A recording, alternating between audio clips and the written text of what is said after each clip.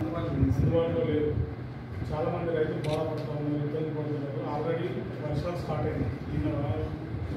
జిల్లా వ్యాప్తంగా వర్షాలు వచ్చినాయి. ఇంకా వర్షాలు వచ్చినప్పుడు ఇవాళ వాళ్ళని ఎత్తుకోవాల్సి ఉంటుంది.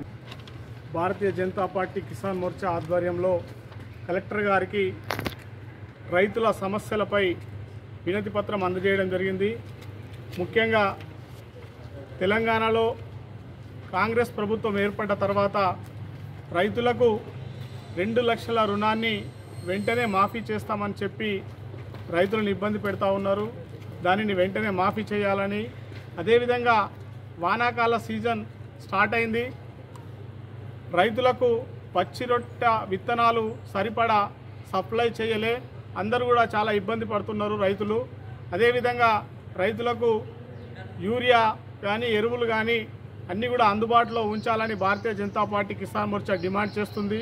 అదేవిధంగా అనేక సందర్భాల్లో గత 10 సంవత్సరాలుగా మేము భారతీయ జనతా పార్టీగా అనేక సార్లు కలెక్టర్లకు మరియు ప్రభుత్వాన్ని డిమాండ్ చేయడం జరిగింది. కేంద్ర ప్రభుత్వం, నరేంద్ర మోడీ గారి ప్రభుత్వం అమలు చేస్తున్న ఫసల్ బీమా యోజనను ఈ రాష్ట్రంలో కూడా అమలు చేయాలని డిమాండ్ చేస్తూ ఉన్నాం. ఈ ప్రభుత్వం ముఖ్యమంత్రి రేవంత్ రెడ్డి ఆ మధ్యన ఖచ్చితంగా మేము ఫసల్ బీమా యోజన కానీ లేకుంటే అంతకంటే ఇంకా మంచి బీమా పథకాన్ని, పంటల బీమా పథకాన్ని తీసుకొస్తామని చెప్పిండు. ఇప్పటి వరకు కూడా ఆ ఆచరణ దాని యొక్క ఏది కూడా ముందటికి పోలేదు. ఆల్రెడీ సీజన్ స్టార్ట్ అయింది. నిన్న తొలకరి వర్షాలు కూడా మన జిల్లాలో కురవడం జరిగింది. దానివల్ల రైతులు ఏం జరుగుతుంది అని ఇబ్బంది పడతా ఉన్నారు. ఖచ్చితంగా కూడా ఈ ప్రభుత్వాన్ని, కాంగ్రెస్ ప్రభుత్వాన్ని డిమాండ్ చేస్తూ ఉన్నాం.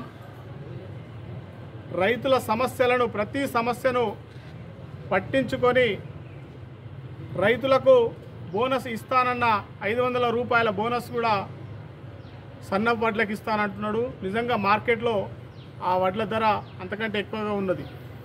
ఎందుకు మాట్లాడుతున్నాడు? ప్రతి ధాన్యం గింజకు కూడా 500 రూపాయలు బోనస్ ఇవ్వాలని బీజేపీ కిసాన్ మోర్చా డిమాండ్ చేస్తా